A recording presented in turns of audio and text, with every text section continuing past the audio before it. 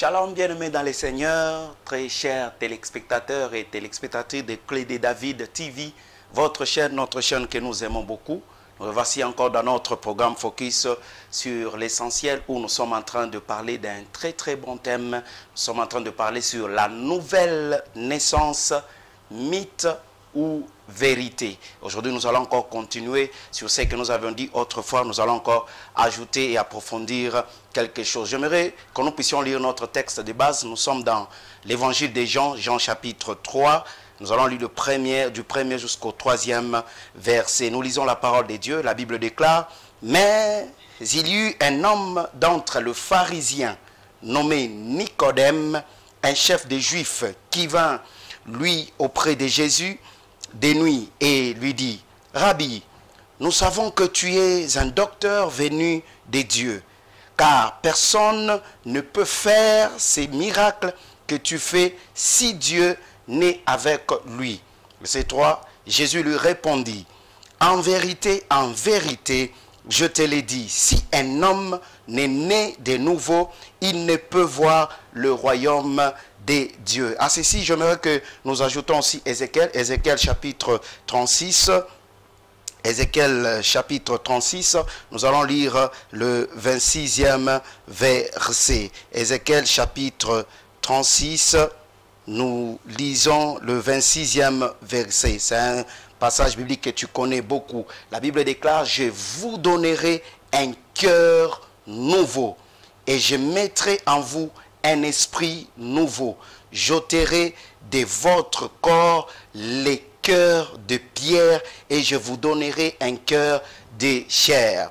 La fois passée, lorsque nous étions en train de parler de la nouvelle naissance, j'avais dit que nous devions d'abord nous mettre d'accord sur les deux termes, mythe et vérité. Nous avons dit qu'un mythe, c'était quelque chose imaginaire, c'est qu'on imaginait mais qui n'avait pas de soubassement, qui n'avait pas de fondement. Et nous avions encore souligné, nous avions dit que la vérité était une connaissance ou expression d'une connaissance conforme à la réalité. Nous avons dit que la vérité, c'était ce qui était conforme à la réalité, aux faits tels qu'ils se sont passés ou tels qu'ils se sont déroulés. Et nous avions dit que la vérité était une adéquation entre la réalité et l'homme qui la pense. Donc c'était une relation, un rapport correct entre la réalité des choses et l'homme qui pensait à cette réalité des choses. Mais nous avions encore approfondi en disant que la vérité, c'était le caractère de ce qui existe réellement et est bien tel qu'il apparaît. Donc ce qui existe réellement et est bien tel qu'il apparaît. Nous avions d'ailleurs ajouté quelque chose de très important. Nous avions dit que dans la vérité, il y avait la conviction. Donc la personne qui parle, qui dit la vérité, doit être convaincue des choses qu'il est en train de relater. Et nous avions parlé de la nouvelle naissance. Nous avions introduit, nous avions dit ceci, que la nouvelle naissance n'était pas le baptême. La nouvelle naissance ne signifiait pas le baptême, la nouvelle naissance ne signifiait pas passer à la table du roi ou la table du maître. La nouvelle naissance ne signifiait pas réformer sa vie. Non, ce n'était pas ça la nouvelle naissance. La nouvelle naissance ne signifiait pas prier beaucoup, prendre beaucoup d'heures dans la prière, en train de prier 5 heures du temps, 3 heures du temps, où je suis né de nouveau, c'est pourquoi je prie beaucoup. Non, ce n'était pas ça la nouvelle naissance. Mais nous avons dit que la nouvelle naissance signifiait un changement de cœur. Donc lorsqu'on constate qu'il y a changement de cœur, c'est alors qu'on peut parler de la nouvelle naissance. Donc la nouvelle naissance, ça signifie passer d'une vie au service de notre ego à une vie au service pour le Seigneur. Donc cela veut dire on ne se sert plus soi-même, on commence à servir le Seigneur. Donc on ne dépend plus de soi, on dépend du Seigneur. On ne peut pas faire des choses qui nous plaisent nous-mêmes, on doit faire les choses qui plaisent au Seigneur. Donc c'était ça la nouvelle naissance, un changement de cœur. Et cela se produit lorsque nous éprouvons du remords pour nos péchés, lorsque nous éprouvons la douleur de nos péchés et qu'avec notre foi, nous nous tournons vers Jésus-Christ pour qu'il nous pardonne. Donc, lorsque tu commences à ressentir le remords, la douleur de tes péchés et que tu te tournes avec foi, tu te tournes vers Jésus-Christ pour obtenir le pardon véritable, c'est alors qu'on peut parler de la nouvelle naissance dans ta vie. Et lorsqu'un enfant naît, c'est une nouvelle vie qui naît. Une nouvelle personne dans la chair est née. De même aussi, lorsque nous naissons de nouveau, une nouvelle vie en Jésus-Christ, selon l'Esprit, voit les jours. Donc, lorsque nous naissons de nouveau, c'est une nouvelle vie en Jésus-Christ qui voit les jours, selon son esprit. C'est pourquoi on appelle cela une naissance, une nouvelle vie en Jésus-Christ. C'est que je ne vis plus comme j'étais en train de vivre. Ce n'est plus moi, l'ancien moi là, ce n'est plus moi. Je suis en train de vivre une nouvelle vie en Jésus-Christ. Pourquoi? Parce que j'ai approuvé les remords de mes péchés. J'ai ressenti la douleur de mes péchés et je ne me suis pas limité par là. Avec foi, je me suis donné à Jésus. J'ai accepté Jésus. Je me suis tourné vers Jésus pour obtenir le pardon sincère. Et là, ma vie passe d'une étape à une autre étape, celle qu'on appelle la nouvelle naissance. Et là, on peut dire la personne est née de nouveau. C'est pourquoi le Seigneur, dans 2 Pierre chapitre 3, le verset 9, le Seigneur, la Bible déclare que le Seigneur ne tarde point l'exécution de sa promesse, comme quelques-uns croient qu'il y ait du retard, mais il use de patience envers nous.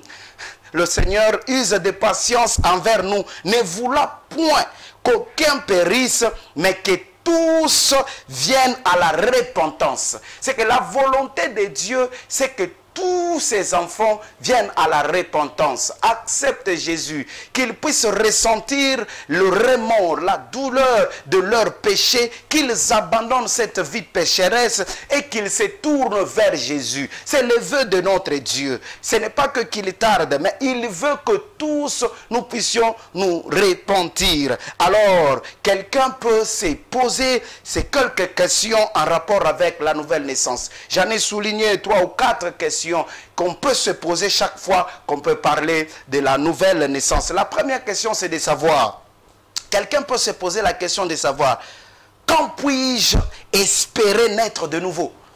C'est la question qu'on peut se poser. Quand est-ce que je peux espérer naître de nouveau? L'Écriture dit ceci, les Saintes Écritures disent ceci, aujourd'hui, si vous entendez sa voix, aujourd'hui, ça j'aime, aujourd'hui, pas demain, aujourd'hui, si vous entendez sa voix. Hébreux chapitre 3, 7 à 8. La Bible dit, aujourd'hui, si vous entendez sa voix, n'endurcissez pas vos cœurs, pas vos pensées. N'endurcissez pas vos pensées. N'endurcissez pas vos corps. Non, la Bible déclare, on parle du cœur. Vous voyez qu'on attache l'importance au cœur de l'homme. N'endurcissez pas vos cœurs. Aujourd'hui, cela signifie qu'à tout âge, en tout temps, en tout lieu, si vous entendez l'appel et y répondre, vous pouvez naître de nouveau par l'Esprit. Je reprends. En tout âge, en tout temps et en tout lieu, si vous entendez l'appel et que vous répondez à cet appel, vous pouvez naître de nouveau par l'Esprit. Donc cela ne dépend pas du temps, cela ne dépend pas de circonstances, cela ne dépend pas du lieu. Ce n'est pas qu'à un moment là j'attends, c'est à un temps record que je dois naître de nouveau. Non, aujourd'hui, c'est maintenant, ici et maintenant. Si vous entendez seulement sa voix, n'endurcissez pas vos cœurs. Si vous entendez la voix du Seigneur qui vous appelle, la voix du Seigneur qui vous dit quelque chose, N'endurcissez pas vos cœurs. Donnez votre vie à Jésus. Acceptez-le comme étant Seigneur et Sauveur. Et passez d'une ancienne vie à une nouvelle vie. Celle qu'on appelle la nouvelle naissance. Donc ça ne dépend même pas du lieu. C'est pas parce que, non, comme je suis au Congo, lorsque je vais me retrouver en Amérique, c'est alors que je vais naître de nouveau. C'est alors que je vais expérimenter ma nouvelle naissance. Non, ça ne dépend pas du lieu. Ça ne dépend pas du lieu. Aujourd'hui, maintenant là, si vous entendez sa voix, n'endurcissez pas vos cœurs. Donc toi qui étais en train de te poser la question de savoir quand est-ce que je peux espérer naître de nouveau, c'est aujourd'hui. Tu as la réponse aujourd'hui. Pendant que je te parle, peut-être tu étais en train de vivre une vie mauvaise, une vie pécheresse. Mais pendant que je te parle, tu ressens les remords, tu ressens la douleur de tes péchés. Tu peux donner ta vie à Jésus-Christ. Et maintenant là, tu peux basculer d'une ancienne vie à une nouvelle vie. La deuxième question, quelqu'un peut aussi se poser en rapport avec la nouvelle naissance. La Bible déclare, plutôt, je pense que la question, c'est de savoir combien de temps cela prendra-t-il. Quelqu'un peut se poser aussi cette question, de savoir combien de temps ma nouvelle naissance peut prendre. Combien de temps? Ne dois-je pas grandir dans la nouvelle naissance? Peut-être quelqu'un se pose cette question. Donc je dois quand même grandir dans la nouvelle naissance? Non. La réponse est non. Nous sommes nés dans le royaume de Dieu et cela fait de nous des enfants et des héritiers. Nous sommes nés automatiquement, dès que nous l'acceptons comme étant Seigneur et Sauveur, nous sommes nés dans le royaume de Dieu et cela fait de nous des enfants et des héritiers de Dieu. Romains chapitre 8, le verset 17, la Bible dit ceci: et si nous sommes enfants, nous sommes aussi héritiers de Dieu et co-héritiers de Christ. Si nous sommes enfants, nous commençons par naître, nous sommes enfants. Automatiquement là, nous sommes devenus aussi héritiers de Dieu et co-héritiers de Christ. Un héritier, c'est celui qui espère avoir un héritage de la part de son père. Donc cela peut se produire au moment où vous donnez votre vie à Christ, vous abandonnez tout et que vous venez à Jésus pour obtenir le pardon. Dès que vous donnez votre vie à Jésus-Christ, dès que vous abandonnez tout, vous acceptez d'abandonner votre ancienne vie, vous venez à Jésus-Christ pour obtenir le pardon véritable. En ce moment-là, vous pouvez naître de nouveau, vous devenez enfant de Dieu et vous devenez héritier de Dieu et vous devenez co-héritier de Christ. Ça c'est bon, c'est merveilleux, bien-aimé, ces choses. C'est très très merveilleux. Donc toi qui m'écoutes, si tu n'es pas encore passé par cette étape, il est temps pour toi. La Bible dit aujourd'hui, aujourd'hui. Ne reporte pas ça à demain. Aujourd'hui, si tu entends sa voix, n'endurcis pas ton cœur. Une autre question qu'on peut se poser en rapport avec la nouvelle naissance. Je me suis aussi posé cette question. Quelqu'un peut aussi se la poser. C'est la question de savoir comment et quand peut-on vivre la nouvelle naissance. Wow. Comment et quand peut-on vivre la nouvelle naissance? Écoutez, Dieu qui regarde le cœur voit votre sincérité. Ça, je dois encore le répéter. Le Dieu des cieux, notre Père, qui regarde nos cœurs, qui regarde ton cœur, qui regarde mon cœur, voit votre sincérité. Il voit quand est-ce que vous êtes prêts pour le recevoir. Recevoir Jésus comme étant Seigneur et Sauveur. Il vient à vous par la puissance du Saint-Esprit et crée en vous un esprit droit. Vous savez, lorsque vous êtes prédisposé à les recevoir, lorsque vous êtes prêt à les recevoir, Dieu qui voit votre cœur, il vient à vous avec la puissance du Saint-Esprit et crée en vous un esprit droit. Ainsi, vous êtes né de nouveau, vous êtes devenu une nouvelle créature en Jésus-Christ par la foi en lui. À l'instant même, dès que vous êtes disposé à les recevoir. Écoutez ce que 2 Corinthiens chapitre 5, le verset 17 dit. 2 Corinthiens chapitre 5, le verset 17 dit ceci. Si quelqu'un est en Christ, il est une nouvelle créature. Les choses anciennes sont passées. Voici toutes choses sont devenues nouvelles. Comment et quand peut-on vivre la nouvelle naissance?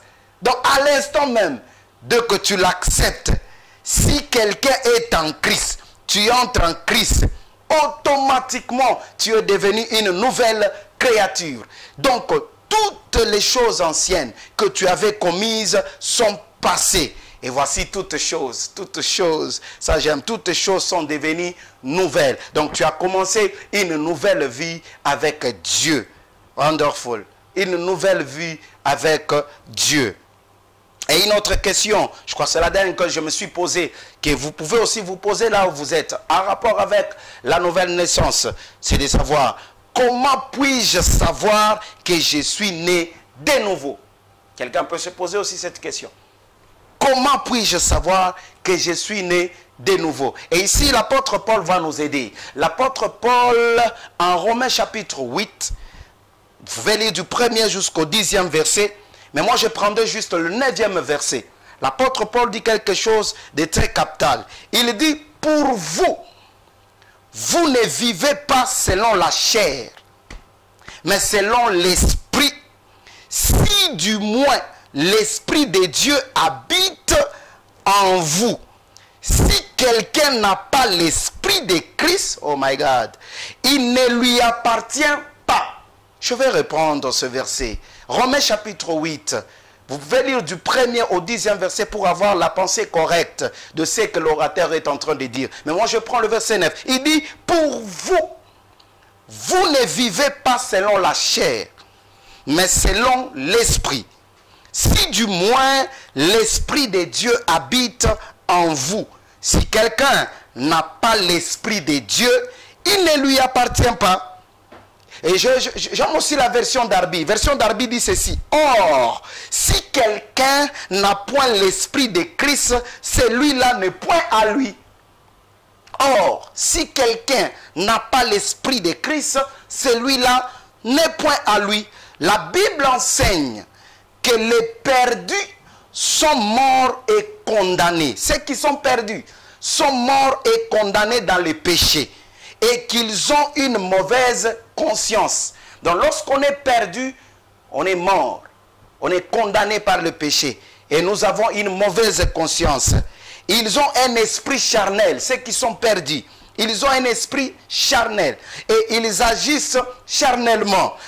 Ils sont sans espérance, ceux qui sont perdus. Ils sont désobéissants et sans Dieu dans le monde. Lorsqu'ils vivent, ils sont dans le monde, mais ils n'ont pas Dieu dans le monde. Or, ce monde, bien-aimé, est bourré de beaucoup de choses. Sans Dieu, on ne peut rien faire dans ce monde. Mais ceux qui sont perdus, ils sont désobéissants, ils sont sans espérance, ils vivent charnellement et ils n'ont pas Dieu, bien qu'ils sont dans le monde.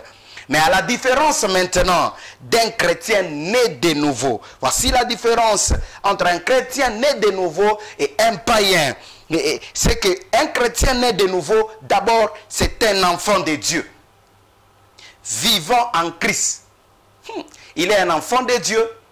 Il ne vit pas seul. Il vit en Christ. Il est sauvé. Il est sans condamnation. Waouh. Il a une bonne conscience. Vous voyez que le perdu, celui qui vit dans le péché, il a une conscience surchargée et une mauvaise conscience plutôt, surchargée par de mauvaises choses. Mais celui qui est en Christ, un enfant de Dieu, celui qui est né de nouveau, a une très bonne conscience. C'est ici même l'importance de la nouvelle naissance. Lorsqu'on est né de nouveau, l'importance de la nouvelle naissance, c'est qu'on n'est plus surchargé. Notre Seigneur a pris tout ce qu'on avait comme fardeau à la croix. Il les a cloués. Notre Seigneur a pris notre place. Tout ce qui est en train de nous condamner, il a enlevé cela. Nous n'avons plus une conscience surchargée comme des païens, comme des perdus. Nous sommes simples et nous vivons heureux parce que nous ne sommes plus seuls, nous ne vivons plus seuls. Nous sommes en Christ et nous sommes appelés enfants de Dieu. Il n'y a aucune condamnation pour nous. C'est ce que même la Bible déclare. Il n'y a aucune condamnation pour ceux qui sont en Christ. C'est que c'est ici l'importance de la nouvelle naissance. Toi qui n'es pas encore né de nouveau, je te dis, la nouvelle naissance est une très bonne chose. Il faut passer par cette étape. Il faut expérimenter ces choses. Et tu verras que tu vivras une vie heureuse, une vie avec la bonne conscience. Tu ne seras pas comme des païens qui sont surchargés dans leur conscience, qui ne vivent que dans le péché, qui sont dans le monde, qui n'ont pas Dieu. Mais toi, tu peux être dans le monde, mais tu as Dieu, tu vis en Christ. Tu as une bonne conscience et tu as même l'espérance du ciel. Tu as cette espérance. Un chrétien né de nouveau est aussi spirituel, rempli du Saint-Esprit et de foi.